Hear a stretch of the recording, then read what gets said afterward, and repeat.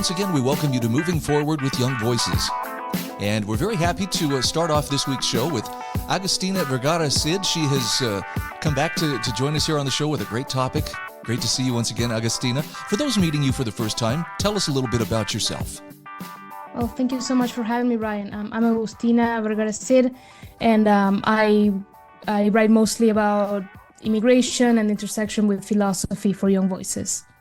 Boy, there's a lot to talk about concerning immigration, and it would appear that with the very hard focus that the Trump administration has taken, especially on deportations, they may actually be starting to experience some unintended consequences.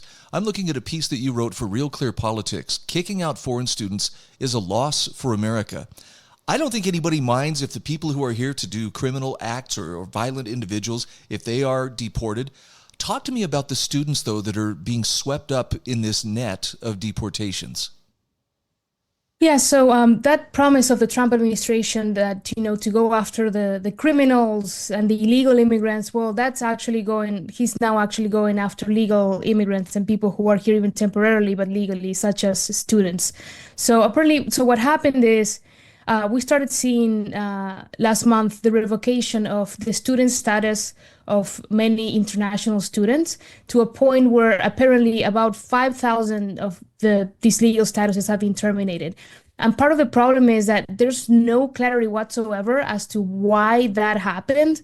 So school officials, so these are people that are studying in U.S. universities, and school officials started seeing that their legal status, their student records were terminated, and they were giving very generic reasons that were actually no explanation at all. So what happened was these students started suing the government, and lawyers started seeing that the only common thread among these students is that they may have had some sort of encounter with the police at some point. But I'm talking about speeding tickets, parking tickets, even dismissed charges from years ago.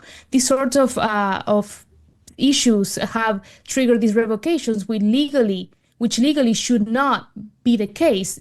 A parking ticket is not a reason to revoke the legal status of an international student per the law itself. No, that makes sense. A few years back, my family and I actually had foreign students, Saudi Arabian students who came and lived with us.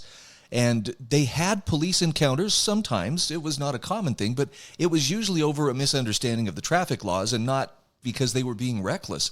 So when you say, look, these could be very simple violations, I guess the question that looms, and nobody's apparently willing to answer it, is, so why would the Trump administration take such a harsh stance to revoke their status? And I presume this sets the stage to deport them. Yes, it does set the stage to deport them. Then the reasons why this is happening, it's honestly, one can speculate, but there's no real, good reason for it, I don't think.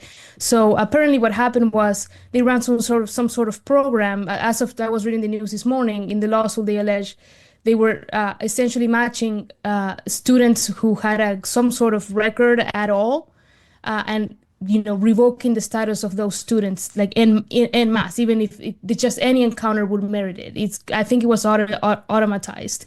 So part of the issue with this is that, imagine that you come here to study, and then you are deported over a parking ticket, or you turn on red when we were not supposed to turn on red. And traffic rules in America are different than they are abroad sometimes. And so what this situation does is creates a lot of uncertainty for the future. It's not just the 5,000 students that are affected by this, that obviously is very stressful. They don't know what to do. Some of them have already left the country. But it's the climate of uncertainty that this creates for potential future students to come to America. Who's going to want to come if they can be deported over a traffic violation? That creates such a climate that is hostile to people who like to know, okay, what are the rules here? How are the rules going to be enforced? One of the biggest assets that a country can have is subjective laws and objective enforcement of those laws. So people like to know the rules of the game and how they're going to be implemented and enforced. If you don't know that, well, you may not go to a country and live in a country where you don't know what could land you in an ICE prison, or could, get you deported, which means that you lose everything that you've worked so hard for to come to study in America. Yeah, as you described that, I mean, to me, the idea that the law means whatever the person interpreting it wants it to mean at the moment, that sounds like the hallmark of a totalitarian kind of regime, not one that would call itself, freedom-oriented or democracy. Yes, so the issue of the objective law is one thing that, it's not just, immigration laws or immigration regulations that are not necessarily objective or their enforcement is not objective. It's a problem that, permeates the legal system in America, unfortunately. And, this does not help, right? This is creating such a climate that, student visas are already so hard to get. And this makes it even harder in terms of, someone making the decision to come here may not, decide to go through with it. So let me tell you just real quick, like an example to concretize what this means. So imagine there's like a student from like my country, right? Like Argentina, and they want to come here and they get us accepted into Harvard. Well, they're right enough to be able to do that, although Harvard is now a little bit controversial, but any university that you like, right? So they have to pay for the tuition, which is extremely expensive, hundreds of thousands of dollars. They have to, usually just pay out of pocket because they don't have a credit history in America, so they can get a student loan. So they put all their savings there. They go through the visa process, which is also expensive. They leave their families, their friends behind to come here. And do you think the smartest people are going to want to come here if they don't know if they might be deported for something as silly as a parking violation? That's not, I think, a viable strategy. And I think America should be attracting the best talent. I think one of America's, virtues is, attracting the best and the brightest that come here to live in freedom. We have so many businesses that are hiring from this pool of talent that the student visas bring to America, because for these visas, students are allowed to work for a year after and then potentially transition into a longer term visa. And businesses really like to hire those people. Because it expands their pool of talent from just national to international. So it would be also a really big hit on businesses, on American businesses, if these students stop coming. I'm curious. I'm looking at a quote here from Secretary of State Marco Rubio talking about these visas being revoked due to their holders taking activities that are contrary to our foreign policy. Now, the very first thing that pops into my mind is, were they participating in anti-Israel protests, or could it be expanded to something like that? Because I know that the Trump administration has been cracking down on what it calls, anti-Semitic activities. Does that play into the revocation of these visas? So I actually spoke with two of the lawyers that are bringing these lawsuits against the administration, and they told me that these students that they represented have nothing to do and had nothing to do whatsoever with the campus protests that erupted after Hamas's attack on Israel on October 7th. So there's no connection there. Secretary Rubio was referring to some other visas that were revoked in connection to those issues and Hamas supporters or people critical of Israel, but these students have nothing to do with that. And so there's really, what Secretary Rubio said then does not apply to these cases. Wow. Well, now you've really got the wheels in my head turning too. I hope that others will ask these questions of the Trump administration, why this is being done, and where, is there time for them to turn around and to take a different course? Does it seem to be accelerating in this direction of arbitrarily, revoking these visas? I mean, we have been seeing the apparently illegal application of immigration law, or pushing the immigration law, or, just straight up making up rules in immigration to deport illegal immigrants, right? So, and now, it's moving to F1 students. And then some people speculate it might move on to other types of visas, like the H-1B visas, which is a very popular visa in America. So hopefully not. Hopefully this is a mistake, which is bad enough if it's a mistake. But I really hope the Trump administration, stops the attack, at least on legal immigrants. Again, we are talking with Agustina Vergara Cid. She is a Young Voices contributor. Where can people find you on social media? You can find me on X at Agustina Vergara Cid, and Instagram as well. And yeah, you can just Google me and it will pop up right there.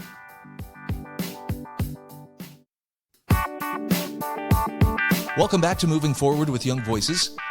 Hey, we're happy to welcome Lara Karch back to the program. Lara, there are some folks who will be meeting you for the very first time. Take a moment, if you will, and tell us a little bit about your background. Thank you for having me, first and foremost. I'm very happy to be back. My name is Lara Karch. I have an IR background and a master's in diplomacy. I work at a Middle East think tank in downtown DC called Middle East Institute, and I'm happy to be here. Well, we've got a great topic to talk about today, and that is focusing on immigration, which I know it's a huge topic in America, but it's also quite a topic for other countries as well. The thing I like about your article, though, is it asks the question, look, you got immigration problems? Fix foreign policy first. So let's talk about some of the common immigration problems, and then let's talk about how foreign policy plays into either creating or exacerbating those problems. Right. So I believe in looking directly at the source, right? So up until today, we have 14 million Syrians who are displaced and have been displaced since 2011, since the beginning of the Arab Spring. Many have ended up in the EU. The top countries right now hosting Syrian refugees are Germany, Sweden, and Austria. My own family's in Sudetali, Sweden, which is now called the Assyrian capital of Europe. Another consequence of these hard power policies, we've had over 200,000 civilian deaths to today, and that's only according to one small organization called the Syrian Network for Human Rights. So it's not necessarily the final number. We just this year have over 1,000 civilians dead, about 1,500 total in the post-Assad Syria, as we all saw the coup taking over. And I'm here to talk about just the hypocrisy in our foreign policy today, where, today we have a bunch of uprisings and immigration protests in Europe. I think that everyone is kind of seeing these days. Most recently in Dublin, I think a couple of days ago, and the UK also in the past week or so. And, basically the main message that I wanted to send in my article was if we want fewer refugees at our borders, then we need to stop dropping we need to stop dropping bombs on their homes, right? So I feel that American foreign policy has somewhat created the conditions for this mass migration in the first place. So maybe it's best to kind of go look at the source and see what we can do to fix it, and maybe bring back public diplomacy in the picture. Well, I'm 100% on board with what you're talking about here. I have to admit, I don't understand well how and why the U.S. got involved in Syria in the first place. And maybe it's unfair for me to ask you this, but can you give me just a little bit of background? How did the U.S. come to be caught up in that Syrian civil war? Right. I'm going to begin with some context that is public information. So in a 2007 interview with U.S. Army General Wesley Clark, he mentioned a conversation he had with a Pentagon official, and he cited a classified memo that had a plan to take out 7 countries in 5 years in the Middle East. And I think now it's becoming a little more widely known, widely spread. And those 7 countries are Iraq, Syria, Lebanon, Libya, Somalia, Sudan, and Iran. There's one country on that list that has yet to be toppled, so I guess we'll see what happens. But moving forward into the timeline, so spring reached Syria in 2011. The typical uprisings and the government fought back and things like that. 2 years later, this is again public information from the New York Times. The CIA decided to get involved with their Operation Timber Sycamore, and this was under the Obama administration. And it was basically an operation to train and arm Syrian rebels to overthrow the then President Bashar al-Assad. So they succeeded in the arming and the training, but unfortunately, the arms and the different rebels became into different factions. So there was, within the international support for this operation from the UK, Saudi Arabia, Jordan, Qatar, it cost the US $1 billion annually, and then resulted in an arms diversion, in consequence, of course, where US supplied weapons were ending up on the black market in the hands of these extremist groups that were popping up, ISIS, al-Nusra, and all being al-Qaeda affiliates. We all know al-Qaeda. And fun fact, not fun fact, but Al-Nusra Front actually later evolved into Hayat Tahrir al-Sham, which is dubbed HTS, and is now Jolani's group, now known as Ahmed al-Shara, the new president of Syria. So, as you know, there were a lot of operational challenges, complex dynamics. We had a lot of factions come out of that training and weapons supplier. We have right now at least three dominant actors in Syria, other than the U.S. And Russia and Turkey in there. Free Syrian Army. Their objective was originally to overthrow Assad and establish a democratic government. They are one of the groups supported by the U.S. through Timber Sycamore. The SDF, we all know, Syrian Democratic Forces. They're a little more secular, influenced more by the Kurdish autonomy ideals, and then they are now in the north. And they're technically the military wing of the autonomous administration that is now in the north, which the U.S. is also supporting. So there's that complication. Al-Nusra Front was another one that came out of this, and there was more indirect, unintentional support through that weapons leakage on the black market. And, of course, they were known as the Al-Qaeda affiliate, and later, again, evolved into HTS, and then which was Jolani's group before his famous rebrand right now. He actually held Idlib. And I think a good way of thinking about what the state of Syria can possibly be today is by looking at how Idlib was controlled under Jolani, which was Sharia law, public executions, still, that Islamist ideology. So that's where the concern comes in. We had troops throughout 2015.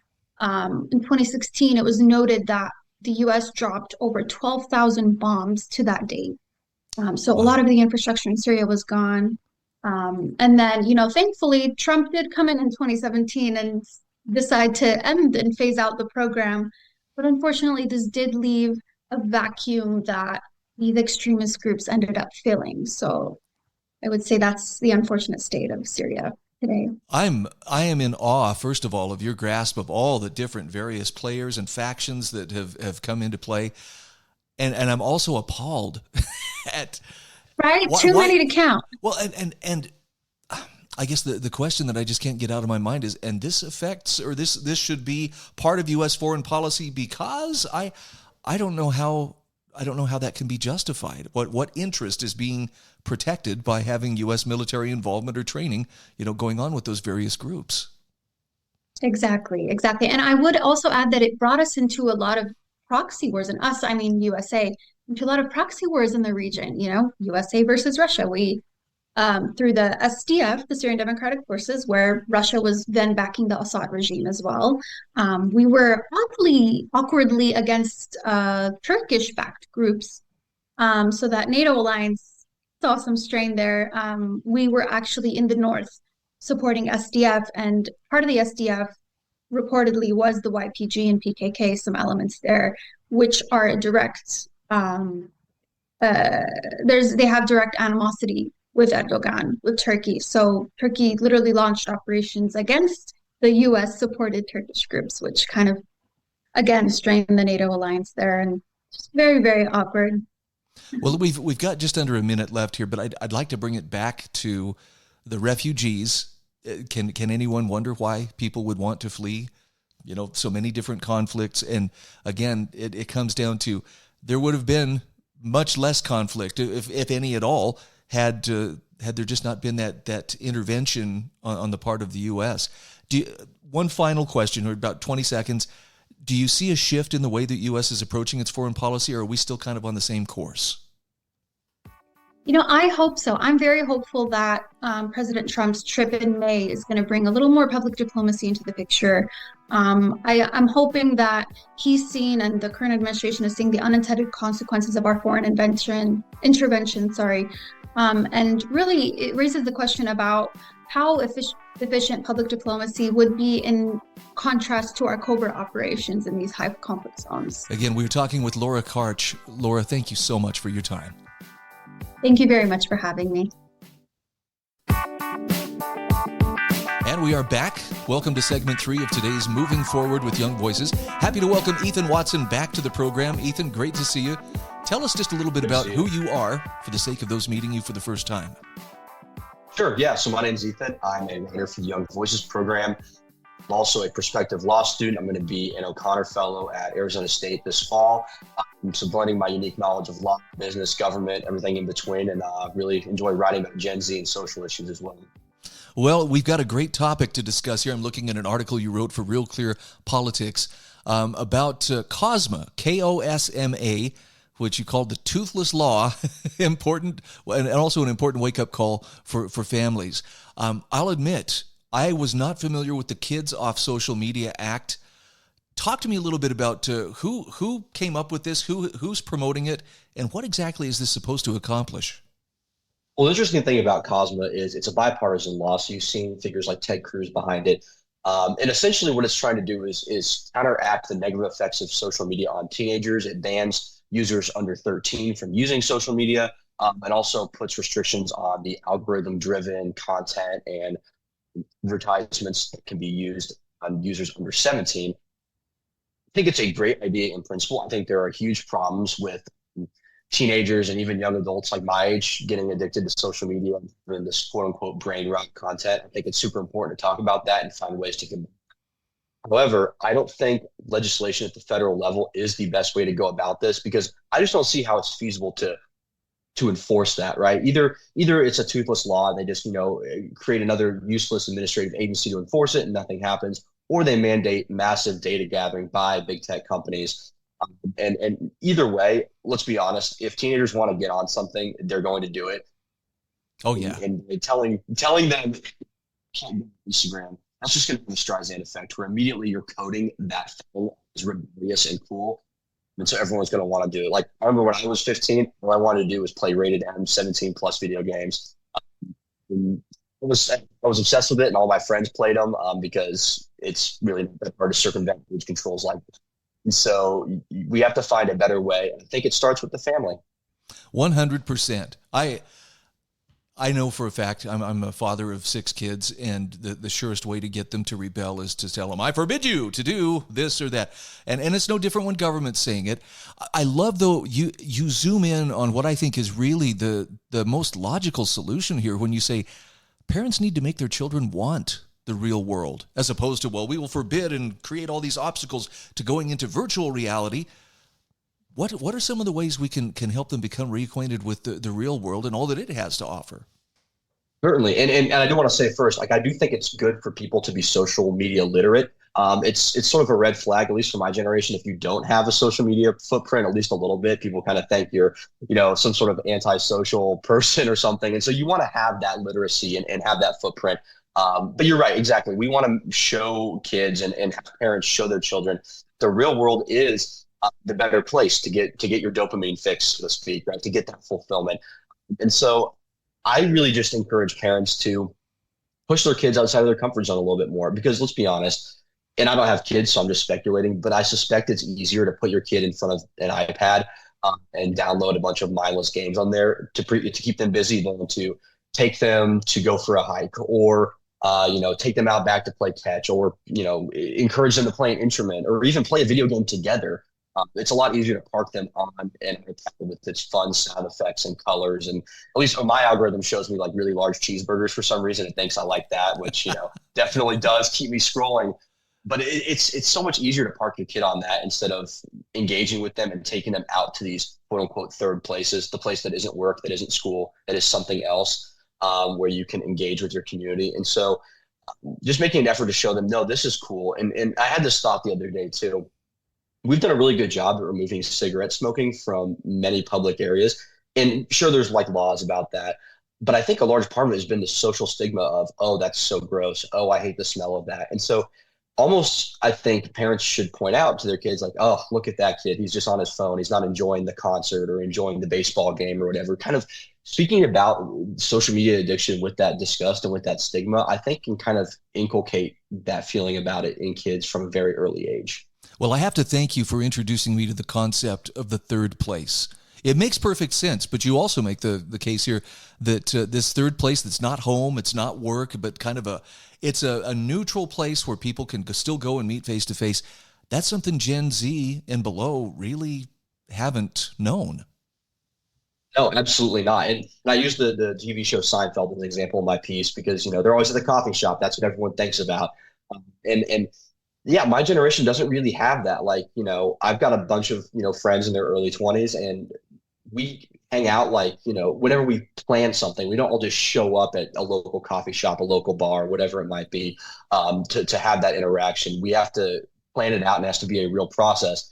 And the third place was where it all happened. That's where you went to get caught up with someone. Now you just fire up Instagram. That's where you went to meet people.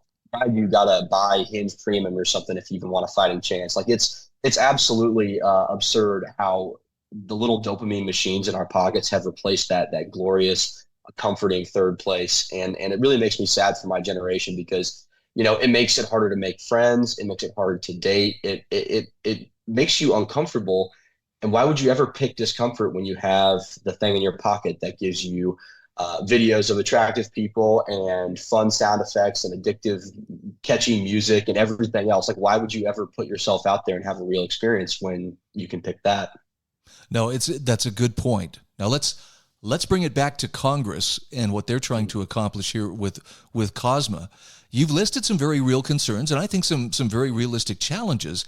Why is this Keeping Kids Off Social Media Act the wrong way to try to address these issues?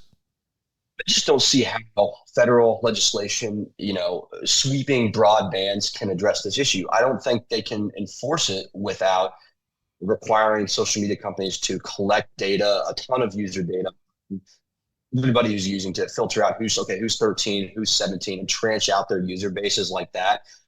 And how would they monitor that? Would they government them to look at their user bases? I think this creates a lot of bloat and a lot of data gathering, privacy issues. I mean, we already know they're stealing our data, but it just gives them a legal reason to do so. And I don't think we need to do that. And also, as with many of these issues, I don't think there's a one-size-fits-all solution to this. To social media differently. Some people have no problem with it. Friends that are like that, where they just turn their phone off for days.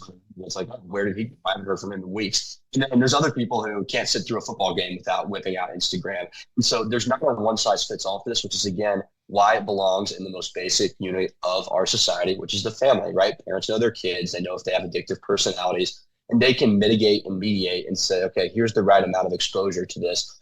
But a one size fits all approach, for everybody across the country of varying ages. And frankly, let me point out too, that a 14-year-old is a lot different than a 17-year-old. There's a lot of behavioral differences there as well. And boys and girls as well are different. So I just don't think you can have a one size fits all approach at the federal level. It's just going to create more bloat. I love the very last, one of the very last points you make here is, look, kids want to be on social media. They're going to be there. What can we do to make them not want to be on social media? In other words, what's a better alternative? I liken it to, I want to live in a drug-free society, but I don't want to live in a drug-free society because everybody has a figurative gun pointed at their head saying, don't take drugs, but because they say, I want to live healthy. I want to have a fulfilling life, and drugs would prevent me from doing that. There's a huge difference in the approach there. Absolutely. And so I think that's why just making people not want the drug, which social media is a drug, it activates dopamine in your brain. But Is anyone who's laid in bed, brain rotting before, which I'm sure a lot of your listeners out there have, at least I know I have, you feel terrible, right? You feel like drained. And so giving kids access to the good dopamine of learning something new, of exercising, of making a friend, that warm feeling you get when you're like, I'm with my friends right now. Just putting them in that scenario as much as possible to get them to associate those positive feelings with these actually positive actions. That's the way that we combat this. And not by taking the phone away, but saying, do you really want to play on that right now? Or let's go do something real, and being persuasive and forceful when you're advocating for that. I love the fact that you worked the phrase touch grass into that article, which it means totally different things than it did when I was a kid, but there's a lot of accuracy there. We're talking with Ethan Watson. He's a Young Voices contributor. Ethan, where can people find you on social media? You can find me on X at ERWatson13. I do use that. I'm trying to use it a little bit more, trying to swap out Instagram for that and hopefully be more productive with my social media usage.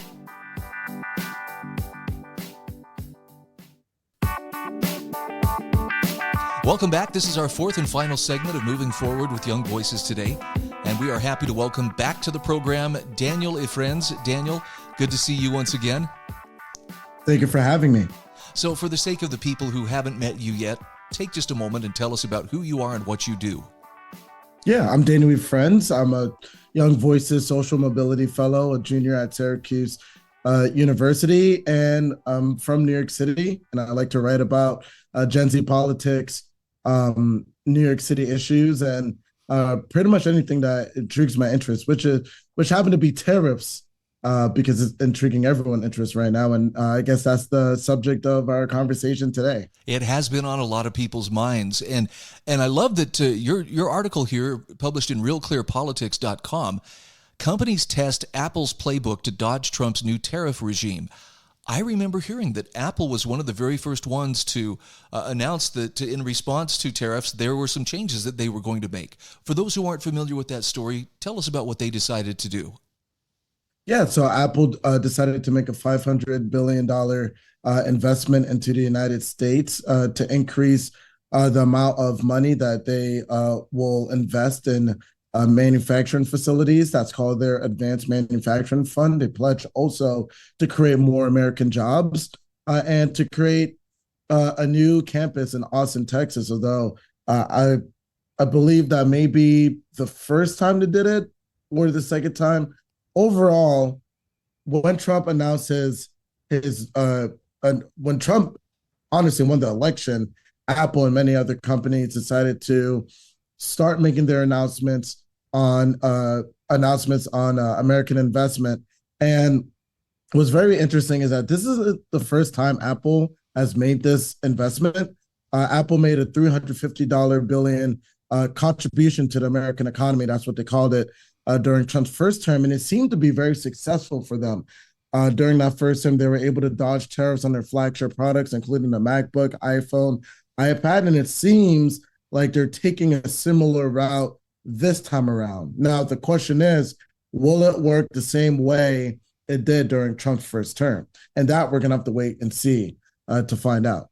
I mean, on the one hand, you know, when I read, wow, $2.8 trillion in business projects and pledges in America, that's fantastic. But then there's another part of that I go, but they only did it after the government, threatened to put these tariffs in place. In other words, there was some leverage that was being used. Is it a good thing? Is it a bad thing for the government to use that economic leverage in persuading, I'm going to put that in air quotes, persuading companies to, do more business here at home? And that's a big question, Brian. And that's a question I'm sort of dealing with myself when I'm writing these pieces on tariffs. And you can say that in a way, the easy answer or the most simple answer to that question is not necessarily no. And we've seen the government create incentives for businesses to invest and to create jobs in America. They're just done in different ways. I mean, we could talk about Biden's CHIPS Act when he pretty much gave big companies, big tech companies, pretty much a stimulus fund to create, semiconductor chip factories in America. I mean, our entire tax code, in a way, every single time when we're debating on the tax code and what we're going to change, part of the question is, how are we going to ensure that we keep taxes or we make sure taxes are done in a way where companies are incentivized to do their business in America as opposed to Europe, for example, and tariffs is just a very, Trumpian way of creating those incentives. But then there's, an even a hidden question after that, which is, are these investments already projections that businesses are making to produce in America, or are they actually investments that these businesses make are planning to make or deciding to make because of the tariffs? And my article explores that. The article in Real Clear Politics, there there are some companies like Apple that, in response to Trump's tariffs, they made that $350 billion contribution to the United States. They added to their advanced manufacturing fund.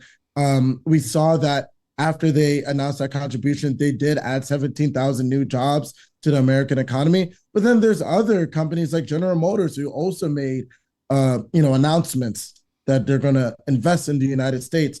But ultimately, their company did not do well during those 4 years during the Trump administration, and they had to walk back on many of those promises. And so over the next few years during this term, we're going to see some companies who are actually, announcing these investments and following through with them, and then other companies who are making these investments to get on the good side of the Trump administration, but we might not actually see the results we might not see the announcement materialize, I should say. So I think of myself as someone who really prefers the free market wherever possible. And I guess the question I have for you is, it sounds like there can be some positive results from tariffs. They may take a little time, but they can actually help balance, the field there of trade. Does that violate the concept of the free market, though? It does kind of feel like an intervention on the part of government, but at the same time, if all the other trading partners are doing it too, maybe it's a necessary thing. I'm not sure how to approach that. It's 100% an intervention. I mean, nothing about what Trump is doing with individual companies. I know right now he is trying to strike a deal with U.S. automakers, or whether other nations. Right now the Trump administration is making trade deals with other nations and trying to reorder the global trade. None of that is all of that is antithetical to free markets. But the question is, and I guess it's an individual question for those who may be more libertarian when it comes to free markets, and others who may not mind more government intervention within free markets. How much is what Trump is doing? How much of that are you okay with? And I mean, we've seen with the markets, especially on Liberation Day, many of those in U.S. markets are not happy with it. But then again, we're looking at a subset of those of the American population, those who are engaged with the market. I mean, obviously, those who are engaged directly with U.S. markets would rather have the global trade system as is right now. But for others, and I think this is the chief contention that the Trump administration is making, those who don't really have a stake in the U.S. markets don't really care as much. And I think ultimately, when it comes to tariffs, when it comes to all policy, quite frankly, we tend to jump the gun, commentators and experts and whatnot, but we really don't see the effect of policy until 3, 4, 5 years down the line. And then American people decide which policy is better. That's what we saw with the Biden administration, for example. One final question. We've got just about 30 seconds left here. Daniel, are there any American companies that have announced that because of tariffs, they would be relocating their operations, outside of the U.S., or is that counterintuitive to even consider it with the prospect of tariffs? Well, yeah, not that I know of. I think it would be extremely counterintuitive the way Trump tends to be, I guess, for lack of a better term, more bombastic. I think if a company announced that they would be shifting production away from the United States, we would know about it on Truth Social immediately. Yeah, they would be singled out for some special attention, I'm sure. Again, 100%. we are talking with Daniel Idfresne. He is a junior at Syracuse University and also Young Voices Social Mobility Fellow. Daniel, for people who want to follow your work, where can they find it, and where can they find you on social media? You can find me on X, Daniel Idfresne. My last name is a bit hard to spell. It's spelled Idfresne. And there you can pretty much find what I'm doing and my latest work and whatnot. So give it a look. Okay, great to visit with you once again. I look forward to our next conversation. Thank you so much.